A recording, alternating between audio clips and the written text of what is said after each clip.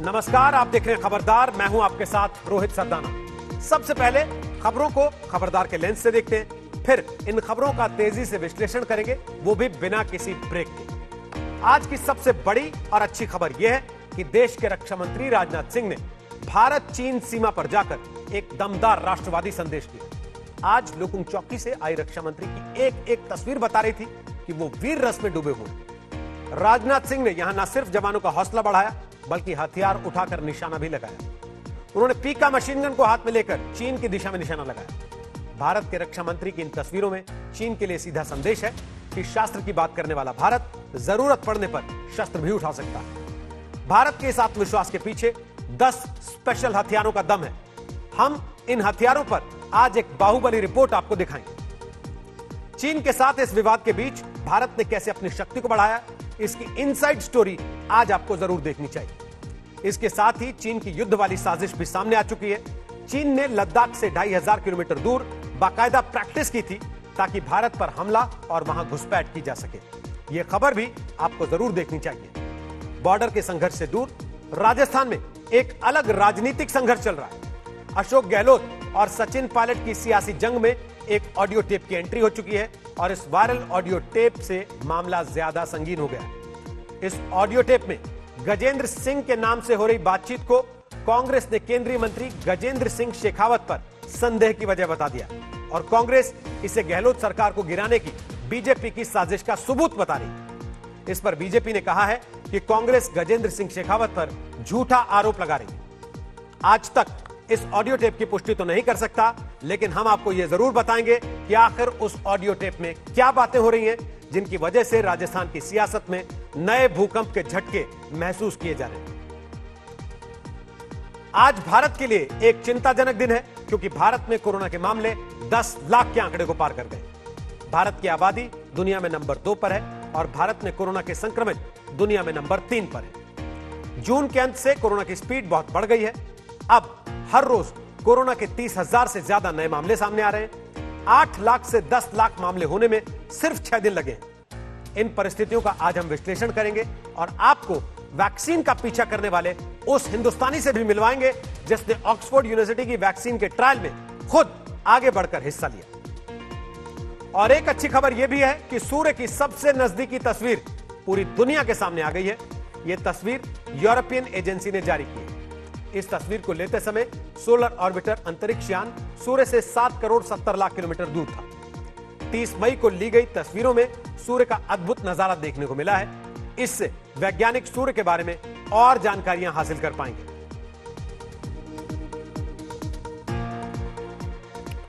देश के रक्षा मंत्री ने भारत चीन सीमा पर आज राष्ट्रवादी संदेश दिया है। आज रक्षा मंत्री की एक एक तस्वीर बता रही थी कि वो वीर रस में डूबे हुए। राजनाथ सिंह ने यहां न सिर्फ जवानों का हौसला बढ़ाया बल्कि हथियार उठाकर निशाना भी लगाया। राजनाथ सिंह के हाथ में पीका नाम की मशीन गन थी। राजनाथ सिंह का यूं पीका मशीन गन उठाना और चीन की दिशा में उसका निशाना रखना चीन को सीधा संदेश है कि शास्त्र की बात करने वाला भारत जरूरत पड़ने पर शस्त्र भी उठा सकता है। इसलिए दुश्मन को किसी भी तरह की गलतफहमी में नहीं रहना चाहिए। राजनाथ सिंह ने आज सिर्फ मशीन गन नहीं उठाई बल्कि उन्होंने टैंक के साथ तस्वीरें खिंचवाई, जवानों का हौसला बढ़ाया और लेह से चीन को सीधा संदेश दे दिया है कि चीन किसी भी तरह की साजिश भारत के सामने न करे।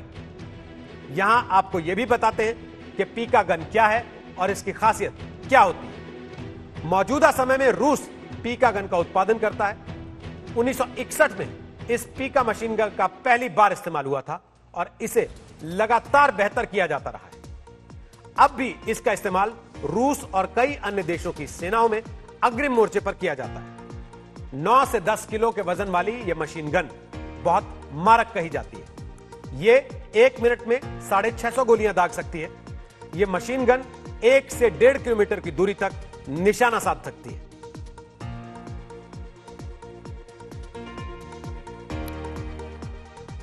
रक्षा मंत्री राजनाथ सिंह की खासियत यह भी है कि वो समय समय पर सैनिकों का हौसला बढ़ाने के लिए दुर्गम इलाकों में पहुंचते हैं। राजनाथ सिंह आज जिस जगह पहुंचे थे उसका नाम है लुकुंग चौकी। इस चौकी से चीनी सेना पर न सिर्फ नजर रखी जाती है बल्कि चीनी सेना की किसी भी हरकत का मुंह तोड़ जवाब दिया जाता है। इसी लुकुंग चौकी पर रक्षा मंत्री राजनाथ सिंह ने भारत माता की जय के नारे लगाए। उन्होंने सैनिकों का हौसला बढ़ाया और चीन को सख्त संदेश भी दे दिया।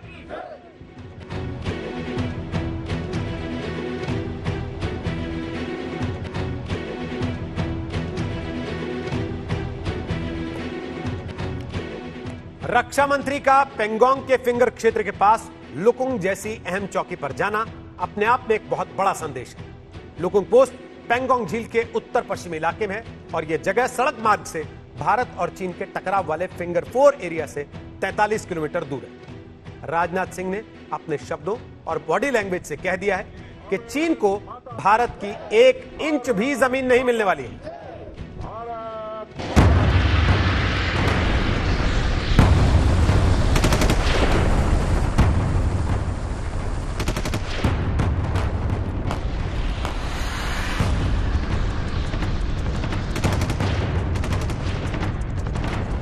भारत की 1 इंच जमीन को भी दुनिया की कोई ताकत छू नहीं सकती, उस पर कब्जा नहीं कर सकती।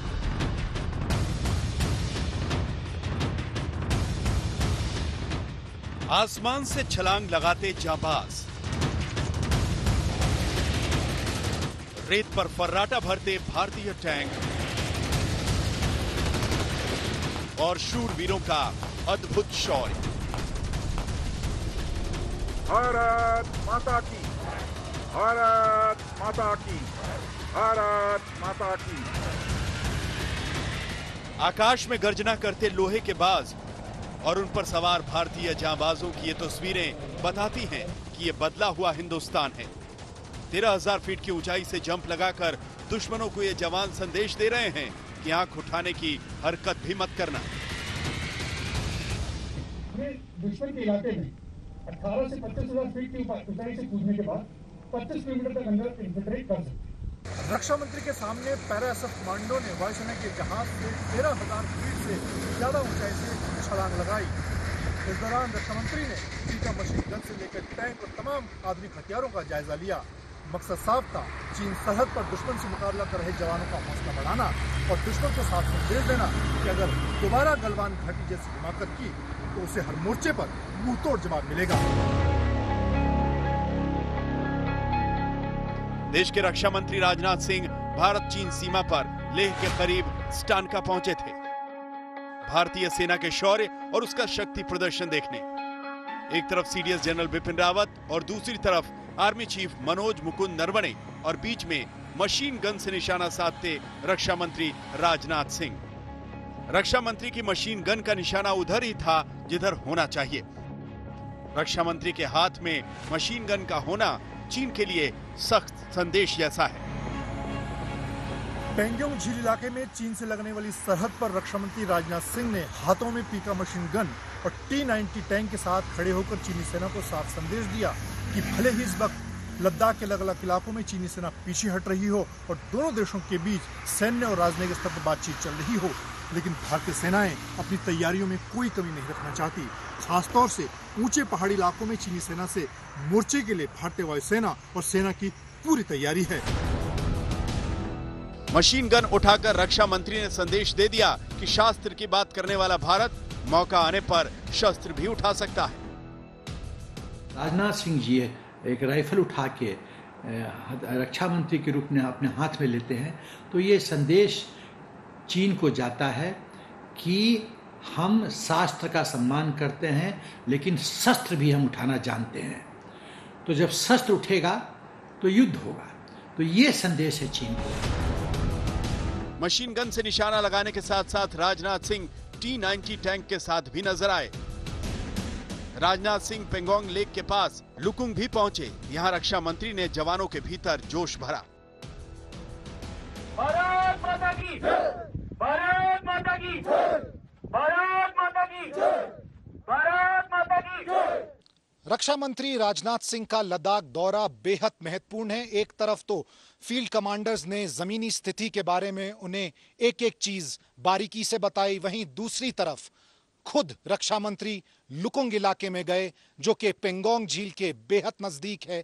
पेंगोंग झील में अभी भी तनाव बना हुआ है और इस दौरान रक्षा मंत्री का वहां पर सैनिकों से मिलना बहुत ज्यादा अहम माना जा रहा है।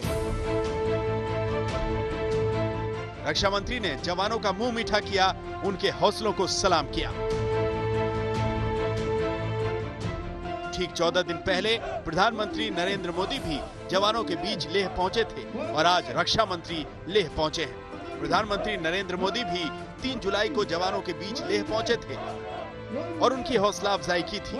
आज रक्षा मंत्री पहुंचे हैं तो भी संदेश यही है कि भारत को आंख दिखाने की हिमाकत किसी को नहीं करनी चाहिए। विस्तारवाद का युग समाप्त हो चुका है। ये युग विकासवाद का है। भारत की 1 इंच जमीन को भी दुनिया की कोई ताकत छू नहीं सकती है, उस पर कब्जा नहीं कर सकती। यदि कोई दुनिया की ताकत हमारे स्वाभिमान पर चोट पहुंचाने की कोशिश करेगी तो उसे किसी भी सूरत में हम बर्दाश्त नहीं करेंगे। उसका हम मुंहतोड़ जवाब देने के लिए भी तैयार हैं। राजनाथ सिंह अलग अलग मौकों पर सेना का हौसला बढ़ाते देखे गए हैं। ये इसी साल जनवरी की तस्वीर है। सूरत में रक्षा मंत्री ने K9 वज्र तोप को हरी झंडी दिखाई थी और तोप पर सवार होकर इसे LNT के हाजिरा परिसर में चलाया भी था। पिछले साल जब राजनाथ सिंह फ्रांस गए थे तो राफेल की उड़ान का उनका ये वीडियो भी काफी चर्चा में रहा था। राजनाथ सिंह ने तेजस में उड़ान भरी थी, तब भी ये तस्वीरें काफी चर्चित हुई थी। संदेश साफ है, हिंद की सेना तैयार है। दुश्मन का एक गलत कदम उसे सदियों की तकलीफ दे सकता है। दिल्ली से मंजीत नेगी के साथ अभिषेक भल्ला, लेह आज तक। बॉर्डर पर रक्षा मंत्री ने जता दिया कि भारत किसी भी चुनौती से निपटने को तैयार है। रक्षा मंत्री ने अपने वीर रस के उद्घोष में यह भी जताने की कोशिश की कि भारत शास्त्र के साथ जरूरत पड़ने पर शस्त्र भी उठाएगा। लेकिन रक्षा मंत्री का यह जोशीला भाषण और उनकी आक्रामक भाव भंगिमाओं के पीछे असली शक्ति है भारतीय सेना के बेड़े में शामिल हथियार। आपको दिखाते हैं कि भारतीय सेना की शक्तियों में और क्या क्या इजाफा होने वाला।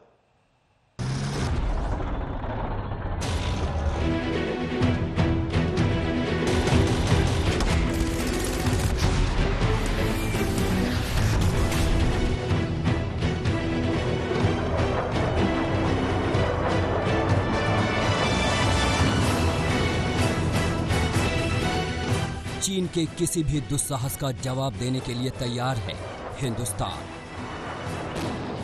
चीन से जुड़ी सरहद पर भारतीय जवानों का अभ्यास बताता है कि वो चीन की हर हरकत का मुंहतोड़ जवाब देने के लिए तैयार हैं। सरहद पर पूरी मुस्तैदी है, लेकिन इसके साथ ही भारत अपने हथियारों को, शस्त्रों वाले बाहुबल को बढ़ा रहा है। इस समय भारत तेजी से अपनी सैन्य जरूरतें पूरी कर लेना चाहता है। आज देश और दुनिया ने रक्षा मंत्री राजनाथ सिंह का जो वीर रस देखा है, उसके पीछे तेजी से हथियार खरीदने की नीति भी है। जब योद्धा के पास दमदार हथियार होते हैं तो दुश्मन उलझने से पहले 1000 बार सोचता है। भारत का फोकस कौन से हथियारों पर है, ये आप ध्यान से देखिए। 21 और MiG-29।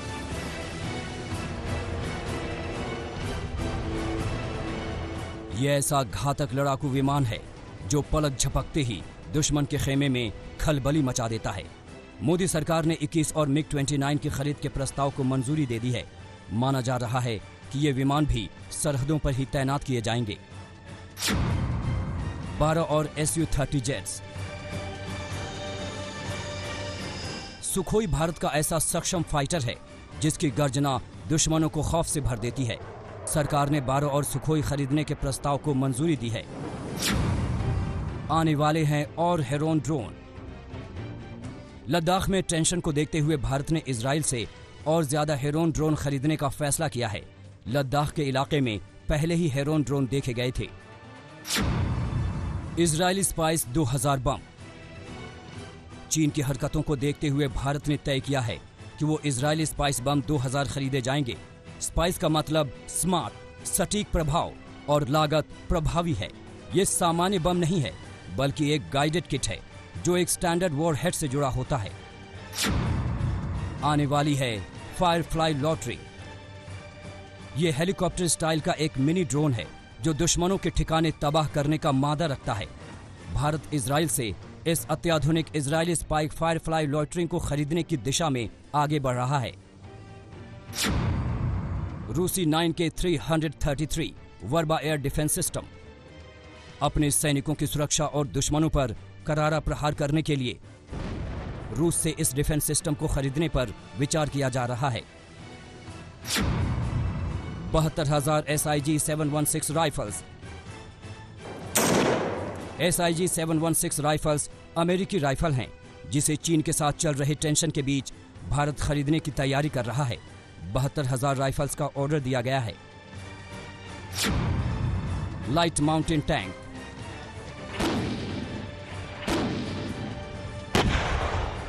भारत चीन विवाद के बाद भारत लगातार ऊंचाई पर लड़ने की क्षमता में मजबूती ला रहा है। पहले M777 तोप, चिनूक हेलीकॉप्टर और माउंटेन स्ट्राइक कोर जैसी क्षमताओं के बाद अब भारत लाइट टैंक भी खरीदने वाला है। दरअसल भारत के पास T-72, T-90 और अर्जुन जैसे टैंक पहले से हैं, लेकिन इन सभी को पहाड़ी इलाकों में कम समय में ले जाना अपने आप में किसी जंग से कम नहीं है। इसीलिए अब भारत जल्द ही लाइट टैंक लेने जा रहा है। Excalibur smart shell 777। चीन के साथ विवाद के बाद भारत की तरफ से चीन की सीमा पर अल्ट्रा लाइट M777 तोप तैनात की गई थी। भारत इनकी संख्या बढ़ा रहा है। M777 नामक ये हल्की तोपें अमेरिका से आएंगी। Spider air defence system. LAC के पास चीनी एयरफोर्स की एक्टिविटी को देखते हुए भारत ने स्वदेशी आकाश मिसाइल डिफेंस सिस्टम की तैनाती तो पहले ही कर दी थी, मगर चीनी विमानों और मिसाइलों के खतरे को खत्म करने के लिए भारत इजराइल से स्पाइडर डिफेंस सिस्टम खरीदने वाला है। अब सोचिए, जिस देश के पास ऐसे घातक हथियारों का जखीरा हो, उसका रक्षा मंत्री जोशीला अंदाज और आक्रामक रुख क्यों न रखे। दुश्मन देशों को समझना होगा कि भारत से टकराने का मतलब है चूर चूर हो जाना। आज तक ब्यूरो। इसे भारत के तेवरों का असर कहिए या कुछ और, लेकिन LAC के अलग अलग पॉइंट्स पर चीन की चाल उल्टी हो गई है और वो धीरे धीरे पीछे खिसक रहा है। अभी ये प्रक्रिया पूरी नहीं हुई है, लेकिन इतना जरूर कह सकते हैं कि ड्रैगन पीछे हट रहा है। यह भी देखिए कि कितना पीछे हट रहा है। पेट्रोलिंग पॉइंट 14 गलवान घाटी से चीन कितना पीछे हटा? 1.5 किलोमीटर। 5 जुलाई को कितना पीछे हटा? 1.5 किलोमीटर। मौजूदा स्थिति यह है कि और पीछे हटने की प्रक्रिया अभी जारी है। पेट्रोलिंग पॉइंट 15 हॉट स्प्रिंग्स से चीन कितना पीछे हटा? 4.5 किलोमीटर। 7 जुलाई को कितना पीछे हटा? 2.5 किलोमीटर। मौजूदा स्थिति है और पीछे हटने की प्रक्रिया जारी है। Patrolling point 17A Gogra post से चीन कितना पीछे हटा? 800 मीटर। 9 जुलाई को कितना पीछे हटा? 800 मीटर। मौजूदा स्थिति और पीछे हटने की प्रक्रिया यहां पर भी जारी है। पेंगोंग फिंगर क्षेत्र में आंशिक रूप से चीन कितना पीछे हटा? लगभग 2.6 किलोमीटर।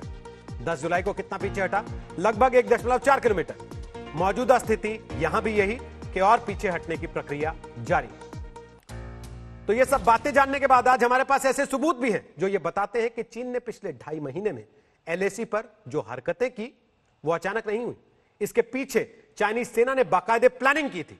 चीन ने लद्दाख से 2,500 किलोमीटर दूर प्रैक्टिस करने के लिए लद्दाख जैसी जगह का निर्माण किया और इस बात का अभ्यास किया कि चीन के सैनिक और उसके हथियार किस तरह से भारत में घुसपैठ करेंगे। यह एक्सक्लूसिव रिपोर्ट आपको हैरान कर देगी। चीन की चालबाजी का ताजा सबूत मिला है। चीन की धोखेबाजी की तस्वीरें फिर मिली हैं। गलवान में जो हुआ उसकी तैयारी चीन बहुत पहले से कर रहा था।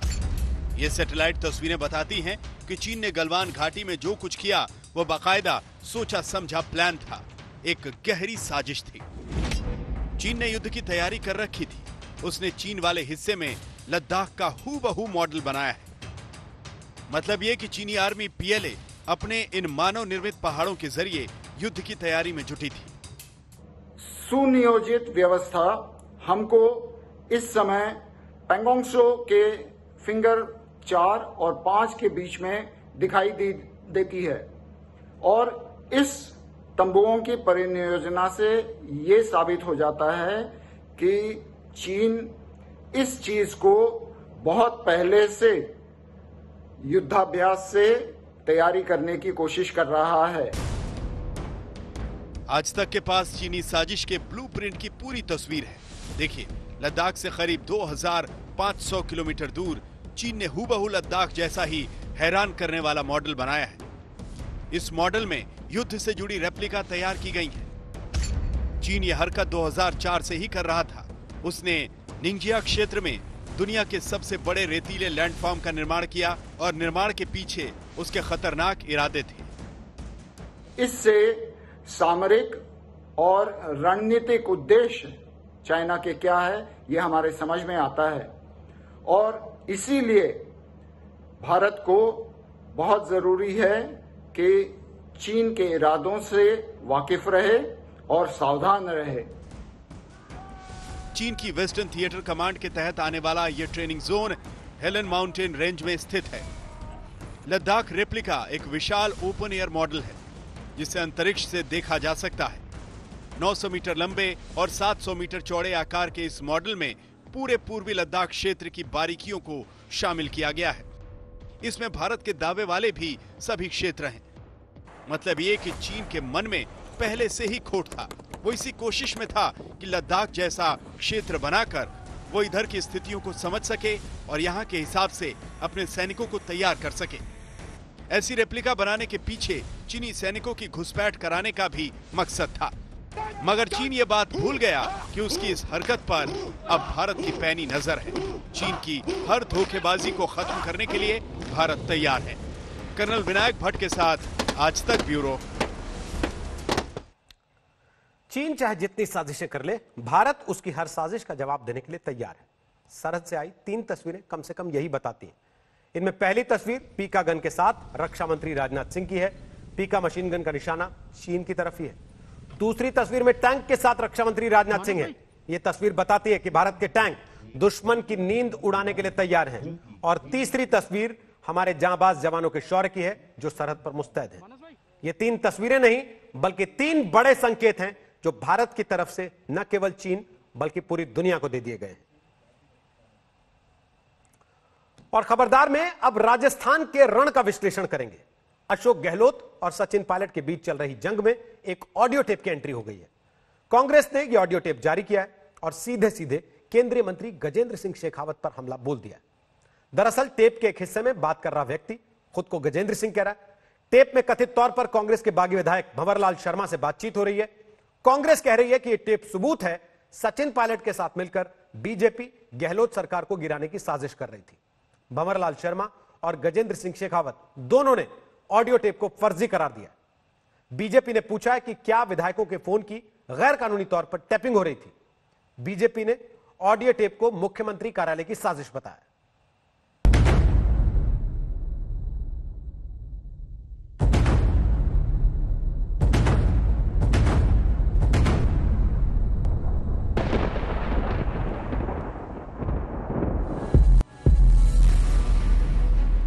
राजस्थान के मुख्यमंत्री अशोक गहलोत और पद से हटाए गए पूर्व डिप्टी सीएम सचिन पायलट की सियासी जंग में ऑडियो टेप से नया हंगामा खड़ा हो गया है। कांग्रेस ने ऑडियो टेप जारी किए हैं और दावा किया है कि ये टेप गहलोत सरकार को गिराने की साजिश के सबूत हैं। इन ऑडियो टेप्स में एक में कथित तौर पर कांग्रेस विधायक भंवरलाल शर्मा की किसी व्यक्ति से बात हो रही है जो खुद को गजेंद्र सिंह कह रहा है। कांग्रेस का आरोप है कि ऑडियो टेप से केंद्रीय मंत्री गजेंद्र सिंह शेखावत की साजिश में शामिल होने का संदेह उठता है, लिहाजा उनके खिलाफ एफआईआर दर्ज की जाए। आप भी सुनिए वो टेप जिसमें कथित तौर पर विधायक भंवरलाल शर्मा गजेंद्र सिंह से बात कर रहे हैं, लेकिन आज तक ये साफ करना चाहता है कि हम इस टेप की सत्यता की पुष्टि नहीं करते। हाँ, गजेंद्र सिंह अर्ज करूं महाराज, मैं उम्र बड़ों को आशीर्वाद दे दूं। बिल्कुल साहब, विजय बिल्कुल आप सब मिलकर आपके आशीर्वाद से विजय होते हैं। बिल्कुल हाँ साहब, 1-2 दिन में संख्या पूरी होती थी। बस संख्या पूरी हुई यहाँ के गोदा जिज्ञासी। अब तो कहीं है, मैं कल संजय जी ने भी बात करी है। तो आपने 8-10 दिन को 10-15 दिन की इकट्ठे रहना चाहिए सरकार राज तो रहे कौन से 12 में 15 दिन तक जो छोड़ दी जो लोग अपन के ना दे नहीं बात मैं भी समझूंगा होटल से रात अलग होनी। ऑडियो टेप में खुद की आवाज होने से केंद्रीय मंत्री गजेंद्र सिंह शेखावत ने इनकार किया है। उन्होंने कहा है, ऑडियो फर्जी है, मैं मारवाड़ की भाषा बोलता हूं, जबकि ऑडियो टेप में झुंझुनू का टच है। जिस गजेंद्र का जिक्र किया गया है उसके पद का जिक्र नहीं है, किसी जगह तक का जिक्र नहीं है। ऑडियो जोड़ तोड़ कर भी तैयार किया हो सकता है।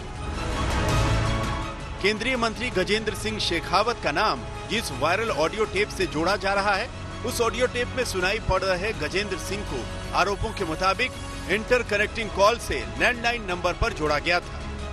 पहले विधायक भंवरलाल शर्मा की कथित बीजेपी नेता संजय जैन से बातचीत हो रही थी। कथित तौर पर विधायक भंवरलाल और गजेंद्र सिंह की बातचीत की ऑडियो टेप का आगे का हिस्सा भी सुनिए, जिसमें संख्या बल की बात हो रही है। और संख्या बल है कौन, संख्या बल है कौन, और बाकी वो बात आप संजय जी होगी संजय की वो मेरे बेटी से मिला वो नहीं मोबाइल कर दी तुम। हाँ मैं कर लूंगा बात। ठीक हो। हाँ तो मैं वो चले गया। ठीक हो कब? ठीक साहब। ठीक है। अच्छा नमस्कार। इस वायरल ऑडियो के बाद राजस्थान संकट के लिए बीजेपी पर कांग्रेस और ज्यादा आक्रामक हो गई। इन टेप्स में तथाकथित तौर से भारत सरकार के कैबिनेट मंत्री श्री गजेंद्र शेखावत जी, श्री भंवरलाल शर्मा जी जो कांग्रेस के विधायक हैं, वे भाजपा नेता संजय जैन जी की तथाकथित बातचीत सामने आई। इस तथाकथित बातचीत में पैसों की सौदेबाजी, विधायकों की निष्ठा खरीदने और राजस्थान की सरकार गिराने का षड्यंत्र सामने आया है। कांग्रेस के आरोपों पर बीजेपी ने जोरदार पलटवार किया और कहा कि कांग्रेस की ये ओछी राजनीति है जिसमें केंद्रीय मंत्री गजेंद्र सिंह शेखावत को फंसाने की कोशिश की जा रही है। इस अधिकार से आपने ये टेपिंग किया और जिसके बारे में और गजेंद्र सिंह जी को जोड़ने का प्रयास किया। आप में से कोई मुझे फंसाने के लिए कोई मोहनलाल मेरा कोई पुराना परिचित हो उसको खड़ा कर दे, ये कोई सत्यता नहीं है। इस हल्केपन से अगर राजनीति चलेगी ना तो ये देश का दुर्भाग्य होगा। बीजेपी ने इस पूरे मामले में गहलोत के दफ्तर को कटघरे में खड़ा किया है। गजेंद्र सिंह जी ने खुद ने कहा है इस ऑडियो टेप की दुनिया की कोई एजेंसी जांच कर ले वो तैयार हैं। इसका मतलब साफ है कि कांग्रेस पार्टी मुखिया और ये पूरी सरकार भारतीय जनता पार्टी की मानहानि करने के लिए इस तरीके के उपक्रम रचती है। राजस्थान में एक वाटरगेट कांड आकार ले रहा है।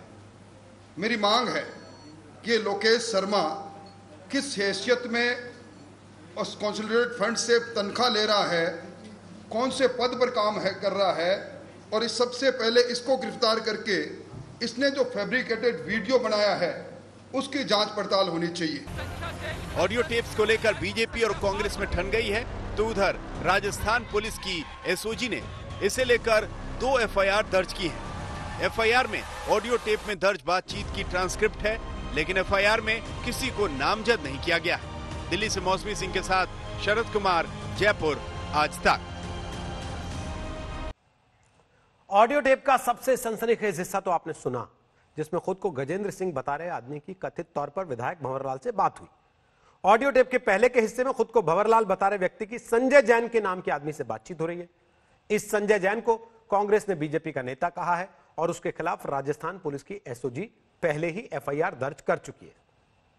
हमारे यहाँ पर डिप्टी सीएम हो, पीसीसी प्रेसिडेंट हो, वो खुद ही डील करे। अगर मान लो मुझसे मोबाइल नंबर दीजिए, हमें नाम दीजिए, हमें षड्यंत्र में शामिल हो, वो सफाई दे रहे हैं। नहीं, हमारे यहाँ कोई हौसला नहीं हो रही थी। अरे तुम तो खुद ही षड्यंत्र में शामिल थे, तुम क्या सफाई दे रहे हो?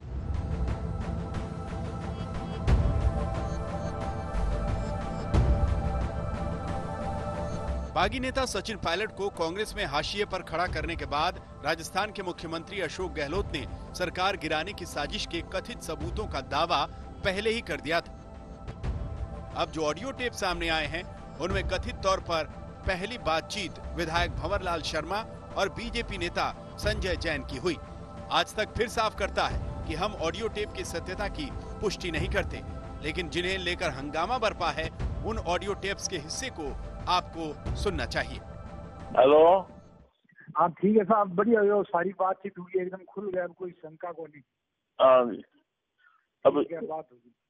आप ये है 30 भराओ जी आप। हाँ ठीक है।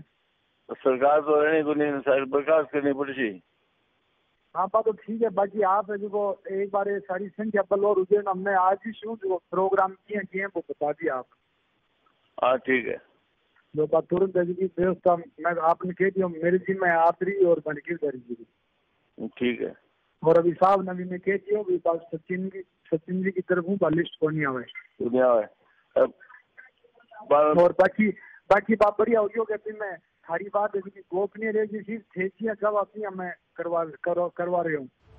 इस वायरल ऑडियो में बाकायदा लेन देन की रकम की भी बातचीत हुई है। अमाउंट की बात होगी नहीं? हाँ थाना कल कह दियो, बात एकदम सही है। ठीक है। थारी वरिष्ठता को और थारो आपने पूरा देखो वो ख्याल पूरा चिंता मत करो। हाँ वरिष्ठ में 7 बार को। हाँ बस कोई चिंता मत करो, सब बात थारी फोन पर मैं बात भी होगी, सब ठीक है। ठीक है, ठीक। बस हम तो एक चेतन टूटी और वो प्रयास और कर लो, बलवान पूनिया रो।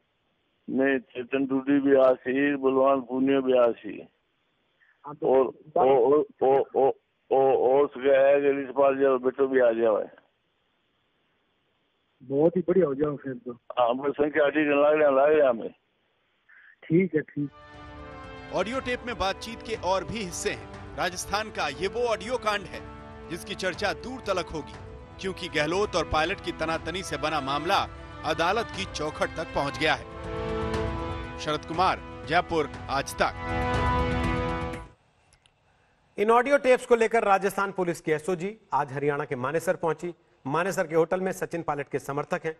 राजस्थान पुलिस की एसओजी को काफी देर तक हरियाणा पुलिस ने मानेसर के होटल में एंट्री नहीं दी, लेकिन तकरीबन 1.5 घंटे के इंतजार के बाद एसओजी की टीम अंदर जा पाई। एसओजी की टीम 45 मिनट तक होटल में रही और फिर बाहर निकल गई। Between Haryana police and Rajasthan आपकी बात करा देंगे हम।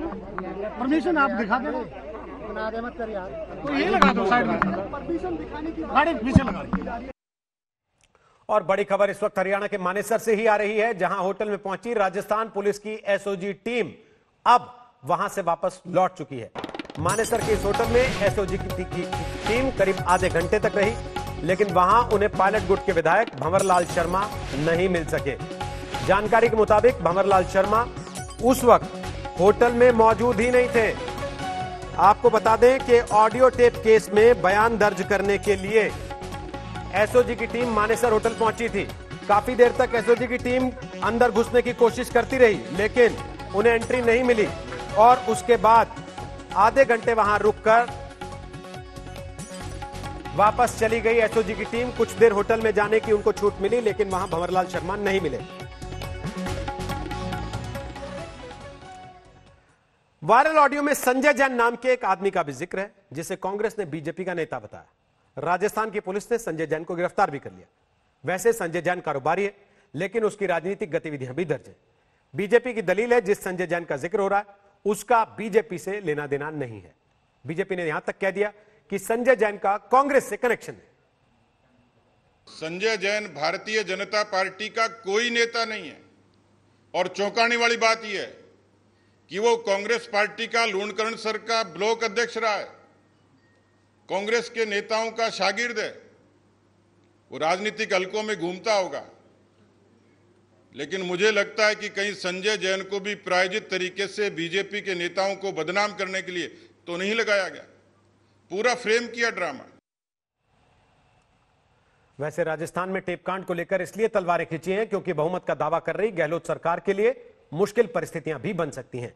राजस्थान विधानसभा के समीकरण अगर आप देखें तो अशोक गहलोत कैंप के पास स्पीकर समेत 102 विधायक हैं, लेकिन इनमें से 4 ऐसे हैं जो बागी सचिन पायलट के दोस्त कहे जाते हैं और उनकी निष्ठा पर गहलोत कैंप भरोसा नहीं कर पा रहा। गहलोत कैंप जिन 102 विधायकों के समर्थन का दावा कर रहा है, उनमें भारतीय ट्राइबल पार्टी के भी 2 विधायक हैं, लेकिन एक विधायक पायलट कैंप में जाना चाहता है और दूसरा किसी को वोट नहीं देने की बात कर रहा है। सचिन पायलट के खेमे में उनको लेकर 19 कांग्रेस विधायक हैं, 3 निर्दलीय हैं और 1 सीपीएम का विधायक है। बीजेपी के पास खुद के 72 और हनुमान बेनीवाल की पार्टी आरएलपी के 3 विधायक हैं।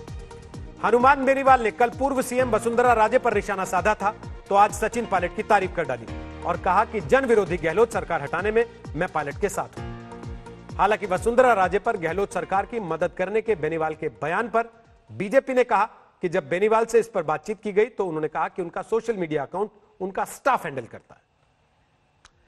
विधानसभा स्पीकर की ओर से मिली अयोग्यता के नोटिस पर राजस्थान हाईकोर्ट गए सचिन पायलट को फिलहाल फौरी राहत मिल गई है।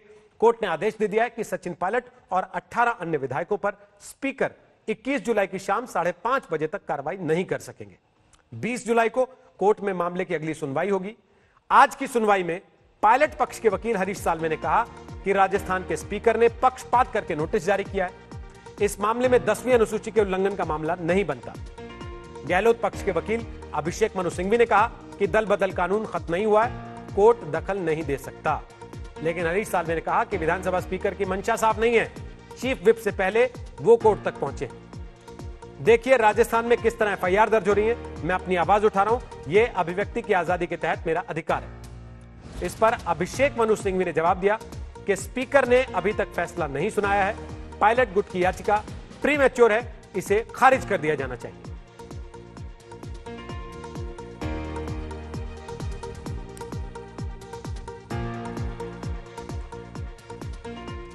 राजनीति में महत्वाकांक्षाओं का टकराव किसी वायरस से कम नहीं होता। वैसे वायरस की बात हो रही है तो आपको बता दें कि आज भारत के लिए एक चिंताजनक दिन है, क्योंकि भारत में कोरोना के मामले 10 लाख के आंकड़े को पार कर गए। कोई भी लड़ाई जब बहुत लंबी खिंचती है तो उसके असर और नतीजे के प्रति लोग उदासीन हो जाते हैं, और यही सबसे बड़ा दोष होता है। यह समय सावधानी बरतने का है। अब हर रोज कोरोना के 30,000 से ज्यादा नए मामले सामने आ रहे हैं। मैं यहां बिहार में लोगों से मिल रही हूं।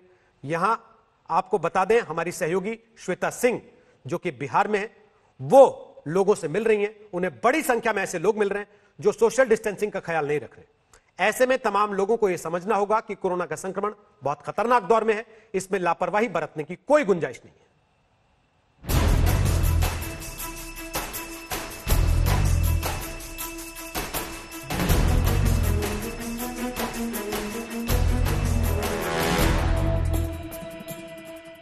भारत दुनिया का दूसरा सबसे ज्यादा आबादी वाला देश है और इस समय कोरोना संक्रमितों की आबादी के मामले में भारत दुनिया में नंबर 3 पर है।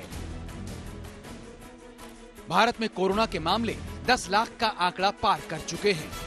भारत में अब कोरोना के 10 लाख से ज्यादा कंफर्म केसेस हैं। इनमें से 3,40,000 से ज्यादा एक्टिव केस हैं। हर रोज भारत में कोरोना के करीब 30,000 नए मामले सामने आ रहे हैं। मौत का आंकड़ा 25,000 के पार जा चुका है। अब भारत के छोटे शहरों में कोरोना संक्रमितों की संख्या तेजी से बढ़ रही है।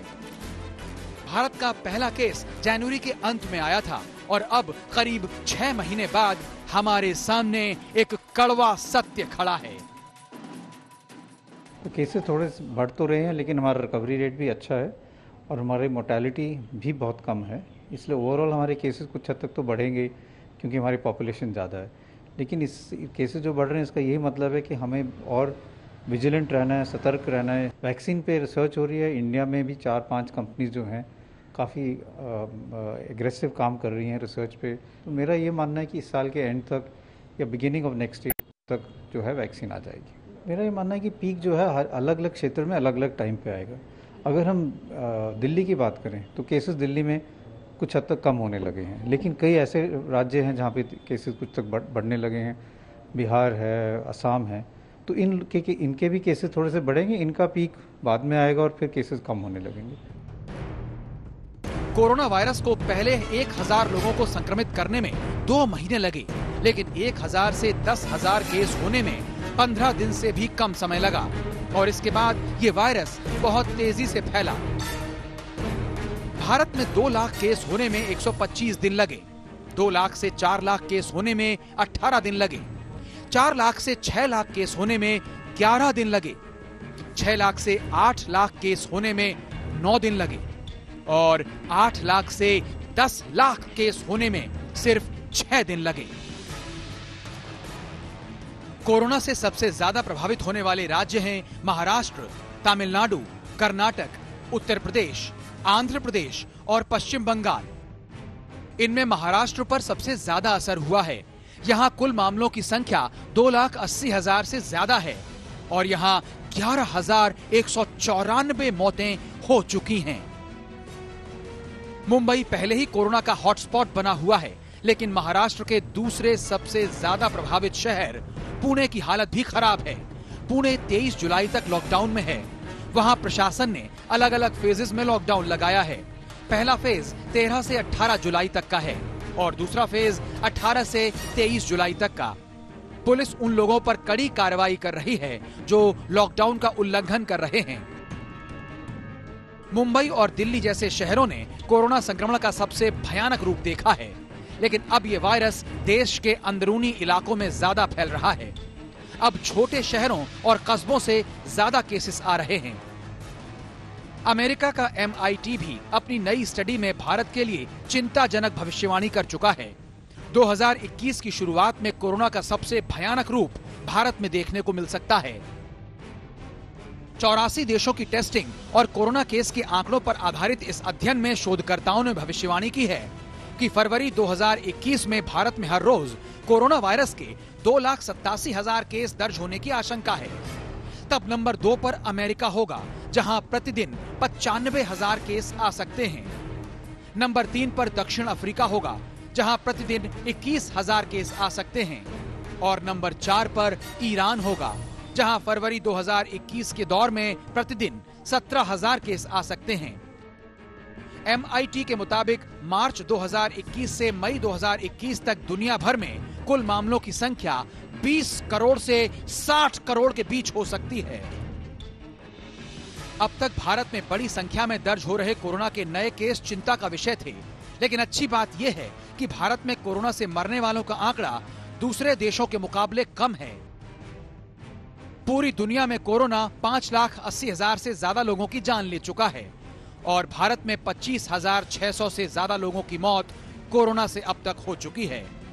अब भी भारत में कोरोना की मृत्यु दर 2.55% है। मृत्यु दर कम होने के बावजूद चिंता की बात यह है कि भारत में कोरोना के मामले बहुत तेजी से बढ़ रहे हैं। संक्रमण का चक्र टूट नहीं रहा, लिहाजा संभल जाइए और तमाम आशंकाओं को गलत साबित करने में अपना योगदान दीजिए, क्योंकि कोरोना के खिलाफ तय नियमों का पालन और अनुशासन ही स्वस्थ रहने की एकमात्र गारंटी है। आज तक ब्यूरो। कोरोना के खिलाफ लड़ाई में ऑक्सफोर्ड यूनिवर्सिटी की पहल को बड़ी उम्मीदों के साथ देखा जा रहा है। ब्रिटेन के मीडिया ने कहा है कि इसकी वैक्सीन के ह्यूमन ट्रायल से सकारात्मक संकेत मिल रहे हैं। वैक्सीन के ह्यूमन ट्रायल में एक भारतीय मूल के व्यक्ति दीपक पालीवाल शामिल हुए। दीपक पालीवाल ब्रिटेन के मैनचेस्टर में रहते हैं। उनका परिवार मूल रूप से राजस्थान के जयपुर का रहने वाला है। दीपक पालीवाल से उनके अनुभवों को जानने के लिए हम सीधे उन्हीं से बात कर सकते हैं। दीपक जी, स्वागत है आपका आज तक पर। कैसे पहुंच गए आप ह्यूमन ट्रायल में? क्यों आपको ऐसा लगा कि आपको इसमें हिस्सा लेना चाहिए? हम पहुंच गए थे थोड़े सालों पहले, लेकिन एक कुछ चीज करने की इच्छा थी कि जब सब कुछ नेगेटिव हो रहा था हर तरफ, तो एक दोस्त ने मैसेज किया कि ऐसी ऐसी ट्रायल शुरू हो रही है, क्या पार्टिसिपेट करना पसंद करें? उन्हें क्यों नहीं, यदि कुछ हमारी वजह से किसी का कुछ भी बेनिफिट हो सकता है। एंड ये इस आज पहुंच गए हैं, 60 से ऊपर दिन हो गए हैं और आपसे बात कर रहे हैं। तो क्या हुआ, क्या ट्रायल में क्या कुछ किया गया? सबसे पहला तो एक स्क्रीनिंग हुई थी कि आप फिट है, क्योंकि ये पहला जो सेकंड फेज था ये हेल्दी वॉलंटियर्स पे होना था। तो पहले तो उन्होंने यही देखा कि आपकी स्क्रीनिंग करी whether you are fit to get a vaccine. तो पहले वो स्क्रीनिंग के रिजल्ट आए कि आप परफेक्ट हैं और आपको शॉट दिया जा सकता है। फिर 11 मई को हम वहाँ पे वैक्सीनेशन के लिए गए, उन्होंने वैक्सीन दी। बिकॉज ये इंट्रामस्कुलर है तो आम में देते हैं। और उसके बाद 3 घंटे तक बिठा के रखा कि यदि कोई वैक्सीन का इमीडिएट असर पड़े तो वो उनको दिख जाएगा। तो 3 घंटे तक बिल्कुल ठीक रहे। उसके बाद उन्होंने हमें एक डायरी दी भरने को कि जो भी आपके जैसे टेम्परेचर है, पेन इन द आर्म है, फीवर वगैरह हो तो वो हमको रोज भर के उनको भेजना पड़ता था। और जो कि करीब 1 महीने से ऊपर तक चला था प्रोसेस। तो ये तो हुआ फेज 2। अभी फेज 3 शुरू हुआ, उनके साथ भी यही एक प्रोसेस नया शुरू हुआ होगा। चलिए, धन्यवाद दीपक जी, आज तक पर आने के लिए, हमारे दर्शकों को बताने के लिए कि आप ह्यूमन ट्रायल में वॉलंटियरली यानी कि अपने मन से हिस्सा लेने गए, और हम उम्मीद करते हैं कि जब अच्छी खबर आएगी तो उस इतिहास को जब लिखा जाएगा आप भी उसका हिस्सा होंगे।